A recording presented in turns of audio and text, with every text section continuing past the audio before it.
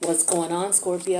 It's your girl D here with 8th house energy, here to do your Mercury retrograde reading, coupled with your Sagittarius lunar eclipse reading. The Mercury retrograde energy starts May 29th and goes through June 22nd, but we do have a pre-shadow period which began around the 15th or the 16th of this month. The pre-shadow period happens whenever a planet goes into retrograde. It's the time frame in which it transitions into retrograde. You can feel those energies during this time. Also, there is a post-shadow period. So if the meat and potato time frame for the Mercury retrograde is May 29th through June 22nd, the pre-shadow period starts 2 weeks prior to May 22nd. The post-shadow period goes from June 22nd until like July 6th, something like that, right? 2 weeks after. So we got that going. Money, power, respect. Money, power, respect. Lil' Kim. Okay, sorry. They rolled past playing, the key to life. Money, power, respect. So maybe that's got something to do with our reading. We'll see what's going on. All right, so I'm going to get a card for you. I have two cards here, one for your Mercury retrograde and one for the Sagittarius lunar eclipse. The reason I'm doing them both in the same reading is because from an astrological perspective, opposite polarities exist with every sign. So you're Scorpio, so the opposite polarity for Scorpio is Taurus, right? So the Mercury retrograde is in Gemini. The opposite polarity of Gemini is Sagittarius. And Sagittarius is where the lunar eclipse is going to occur. Now, the lunar eclipse is going to occur, I believe it's May 26th. Let me just see. I should have had that looked up real quick before we, yeah, I should have, but I didn't. Forgive a sister, okay? Yeah, so it's May 26th.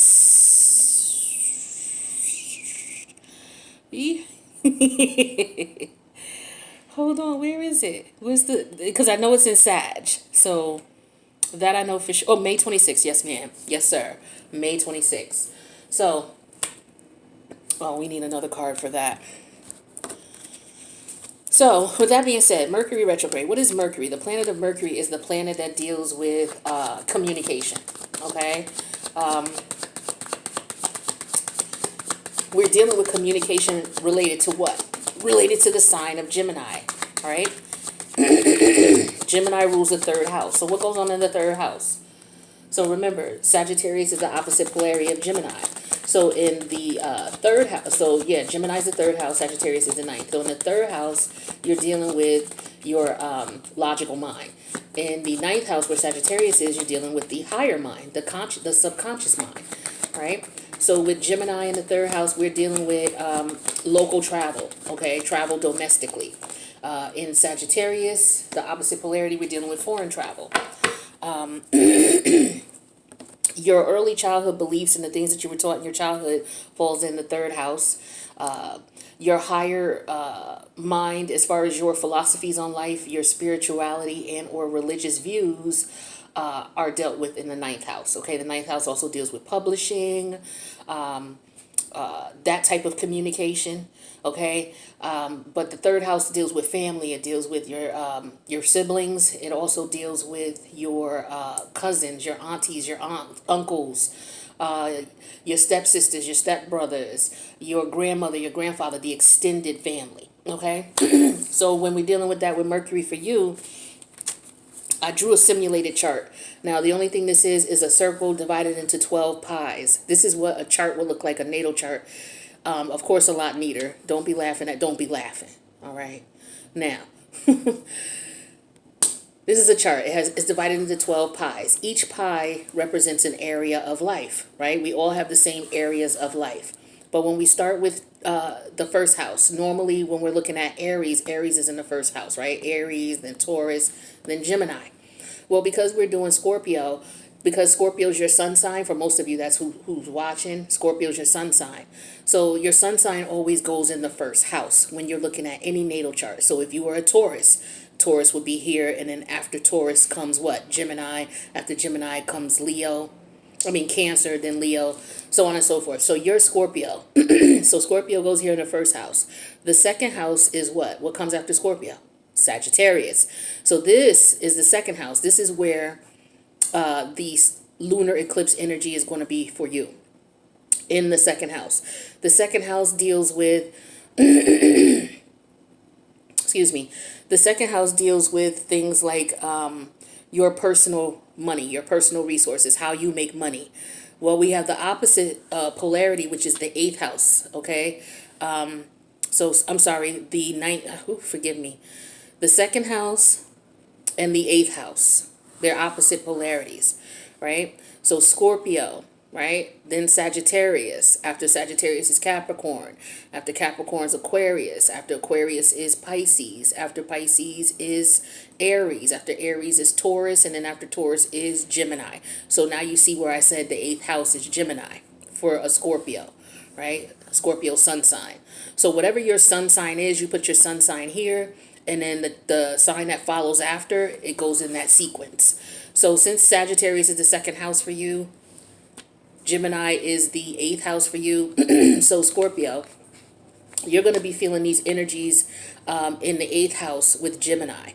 Okay, so we're looking at shared resources, as opposed to the second house where we're talking about your individual personal resources, your financial resources. So this is your money, other people's money. Okay. The second house deals with traditions and values and keeping things in place, where the eighth house deals with death and rebirth. All right. So those are some of the opposite polarities that you're dealing with when you're dealing with the second and the eighth house. So that's what we're looking at with your energies. So when we're talking about the eighth house of Gemini, we're looking at the symbol called Lagus, Lagus. These cards I'm using, excuse me, allergies. These cards I'm dealing with are rune symbols, R-U-N-E. They're another form of divination. Usually you will see runes in their traditional format. You will see them carved onto stones. But, you know, you can put them on cards where I got them. So for those of you who like runes and want to work with runes, you can order these on Amazon.com. On the back of the card, it tells you the definition of the rune. So this rune came out in reverse. Here it is upright. Okay, so on the back of the card, it tells you upright what it means. Okay, here's what it means. Here's the theme. Here's some of the common themes related to this symbol, this particular rune. Now, it came out in reverse. So here's what we're looking at when we're talking about Mercury in your eighth house. Okay, we're looking at dried up, moving against the current, drowning, swept away, ignoring intuition. So this could talk about someone being caught up in their emotions. Okay. So when we're talking about Gemini in your eighth house, Gemini is about communication. If it's in retrograde, what's going on is communication is already blurred anyway, right? And also when Mercury is in retrograde, we're talking about a time of reflection, not a time of doing. So you have to be careful not to ignore your intuition during this time, okay? It might be difficult. This could be kind of challenging, but it's very important that you make sure you do that because we have clarified the Fool in reverse. All right. You don't want to jump out there and make a decision and do something without thinking or planning. So again, Mercury retrograde for you in the eighth house, in your eighth house, Scorpio, is all about you stopping and reflecting and tapping into your intuitive energies and not putting yourself in a situation where you're beginning anything.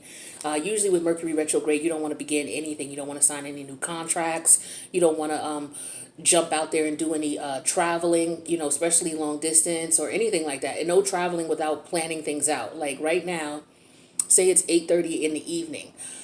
I should not be in a position with Mercury retrograde. It would be recommended that I do not say, okay, tomorrow I'm going to book a flight. Let me book the flight right now. I'm going to go to Jamaica, right? I should not be doing that. What I should do is I should plan out a time frame, make sure, because those things they can cause issues with Mercury retrograde. There could be issues with travel. There could be issues with the technology because we're dealing with the communication. There could be computer glitches. There's always computer glitches somewhere. When it comes to Mercury retrograde, you can also lose things. I stay losing stuff during Mercury retrograde. I don't know how many times I go to the grocery store during Mercury retrograde and I will take my little pocketbook and I will put it in the top of the of the cart. And I'll put my little, purse it's a little tiny one, or I'll put my phone there, right? I'm shopping, doing whatever. I go through the line, charge out my stuff, take my cart to the car, empty my cart, and I leave my phone or I leave my wallet in the top part of the damn shopping cart. And when I get in the car, then I have to be like, okay, where's my music? Where's my phone? And I have to stop and be like, oh shit. Then I got to get out the car, go get the cart. And there have been more than one occasion where I had to go to the customer service in the supermarket because I done got out the parking lot and then turned around and had to come back.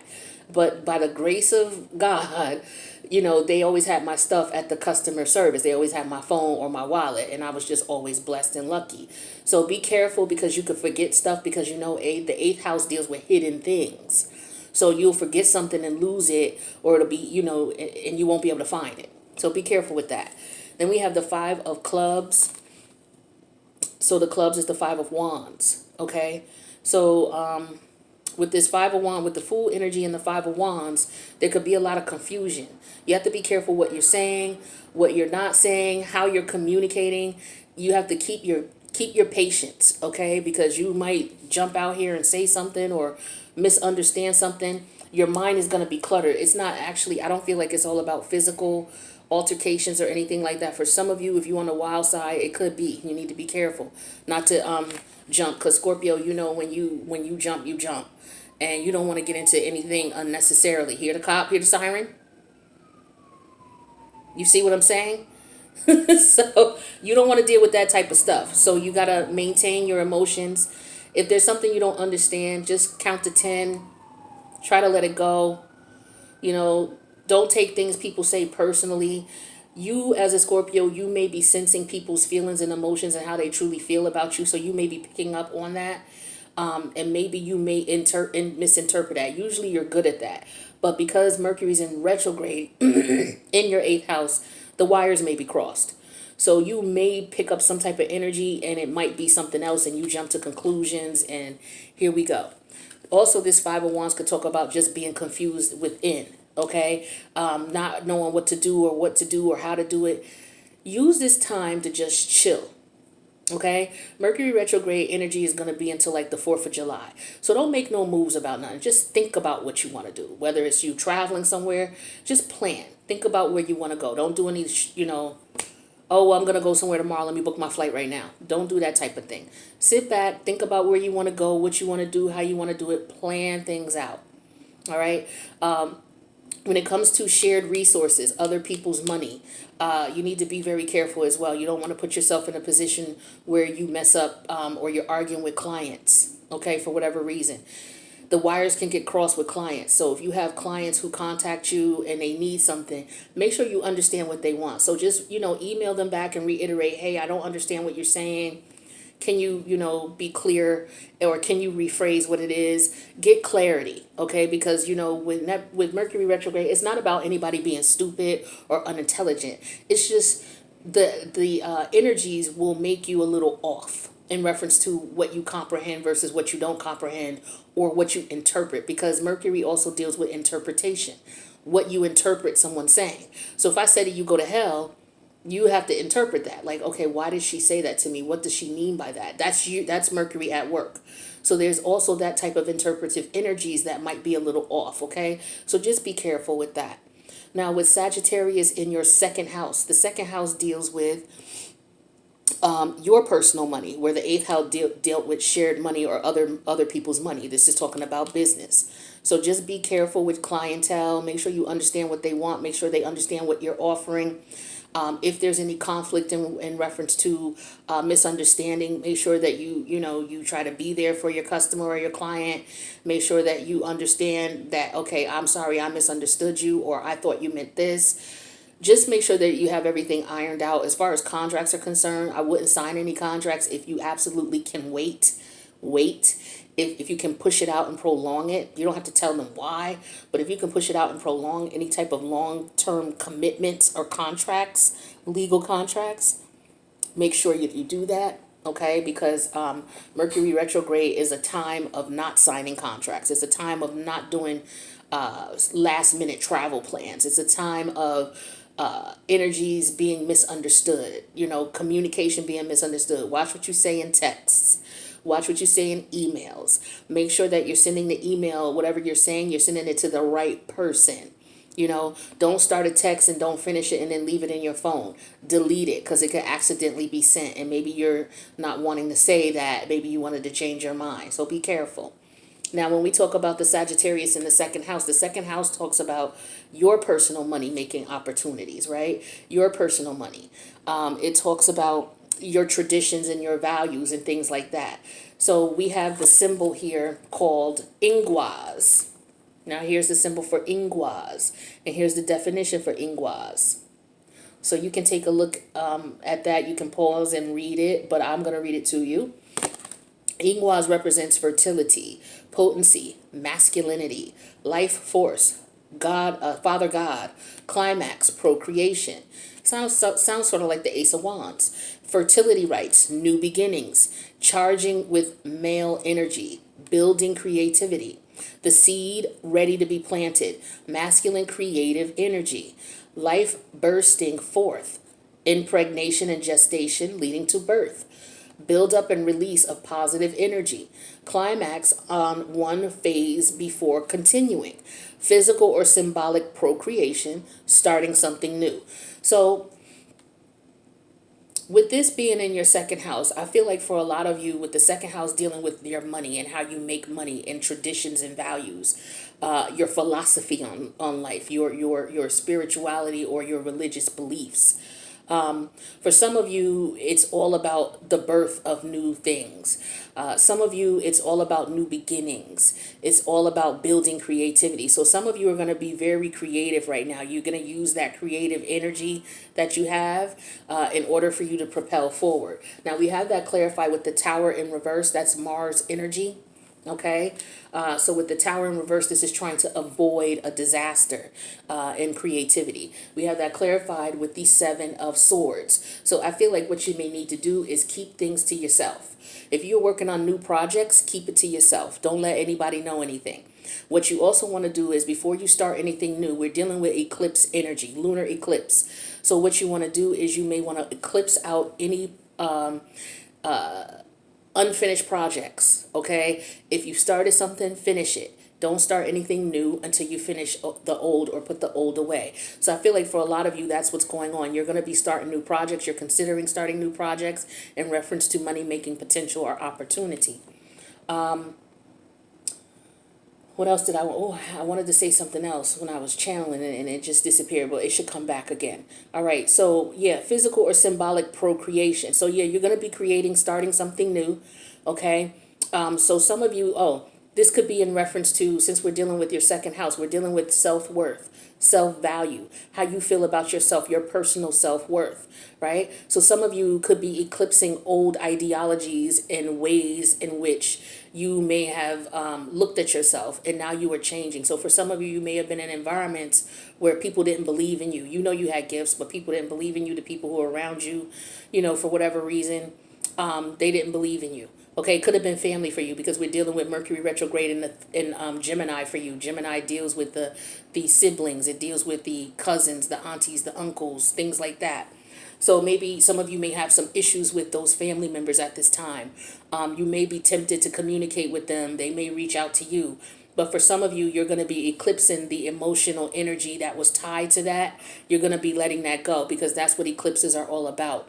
Lunar eclipses are about letting go of emotions and feelings that block you from ascending. So for some of you, you're going to be putting that to rest with certain family members about, how they made you feel. Some of them may not have made you feel like they valued you. Okay. And so as a result of that, you may have separated yourself from them or you're considering separating yourself and eclipsing that energy out. So that's what I feel is going on for some of you. And some of you may be saying, you know what, with the Tower energy in reverse, I have to step away from these people because we don't get along. They don't respect me.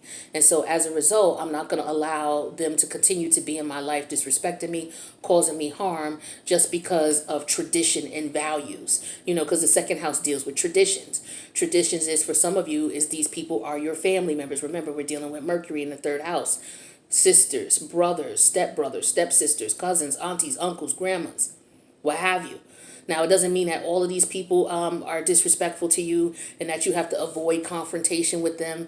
But there could be some hidden emotions that they have that they haven't let you know with the Seven of Swords. And or, I feel like you all could be treading lightly around each other. All right, if we're not talking about money making opportunities. So there's a couple of things we're talking about with the second house with Sagittarius. But we're eclipsing out old ways of doing things in reference to connecting to relatives, in reference to the way that you may have felt or the way they made you feel growing up. Okay, I feel like you're eclipsing out that energy. For some of you with the Tower in reverse, you're avoiding a disaster. And in your emotions and feelings, you know this. Your feelings have not changed about the situation. You know how they made you feel, how they treated you. And so for some of you, you're just going to stay away from them and you're going to cut them off. Some of you are cutting family out. You're cutting family off. The ones that are disrespectful, the ones who treat you or treated you disrespectfully. That's what I'm getting for some of you. And so with Mercury, what we're doing is you're looking back at these feelings when you go in Mercury retrograde. You're looking back at the feelings. You're looking back at what happened, the communication, the lack thereof. For some of you, you're no longer interested in playing a fool for these people. Okay, with the Five of Wands, there was a lot of fighting, jealousy, envy, competition. And so you're saying, you know what, I'm moving away from that. I don't want anything else to do with it. All right, on the money tip, this is you stopping and thinking about, okay, what projects have I put on the shelf that I need to get back to? For me, it's my astrological studies. I'm heavy into that. So I've been putting them on the back burner. So now what I'm doing is I'm refocusing because there's some other things that I'm learning in reference to astrology. So as a result, I'm tapping into that Sagittarius energy here with the higher mind. Okay, and I am making sure that I'm putting in place some plans, what I'm going to work on. I'm not putting it out there exactly what I'm working on, but it's in reference to my astrological studies.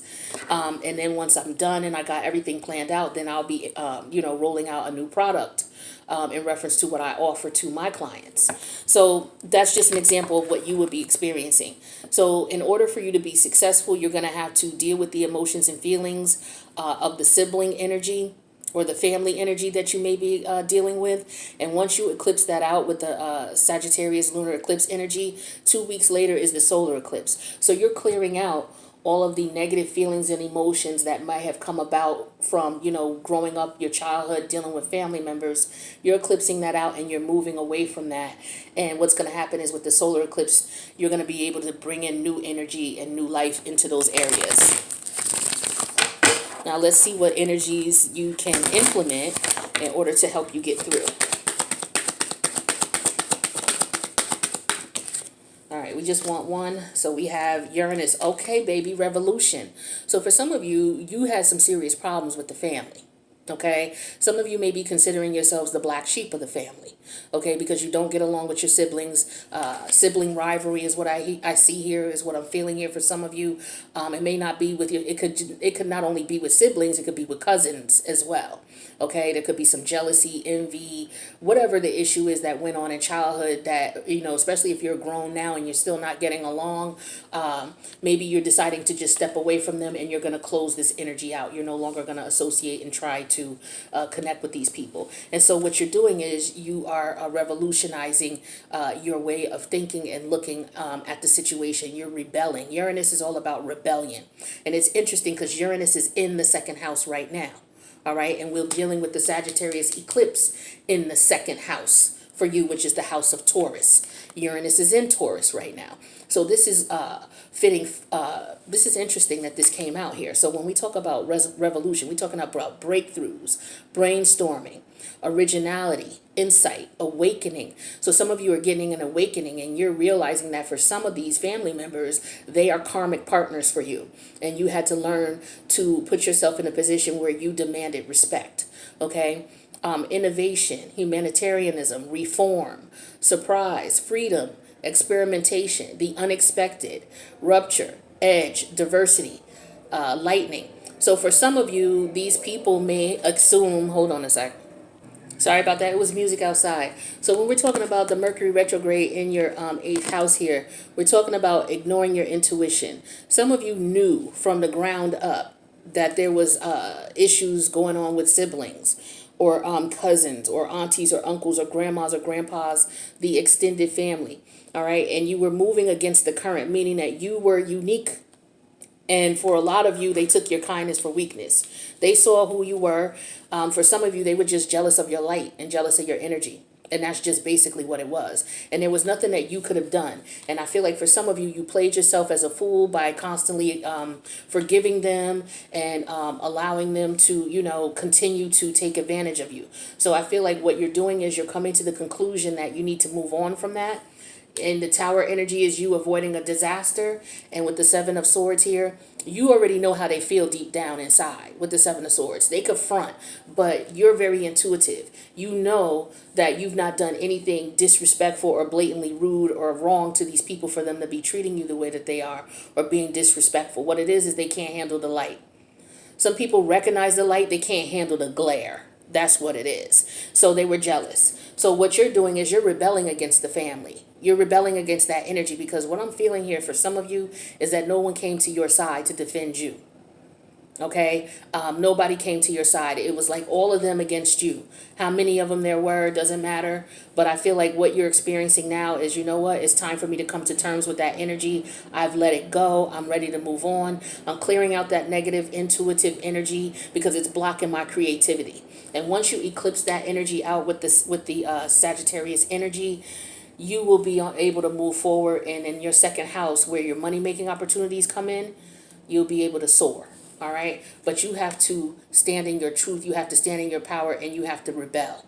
And you are going to look like the black sheep if it's dealing with a family related situation. All right. So that's what I got for you, Scorpio. Let me know if this resonated. If it did, please click the like button, because there are other Scorpios who may need to get access to this information, and it helps the algorithms for the message to get out there. Please subscribe to the channel if you haven't already. Hit the notification bell. That way you'll know when I post. So this is the Scorpio reading for the Mercury retrograde with the Sagittarius lunar eclipse. Take care.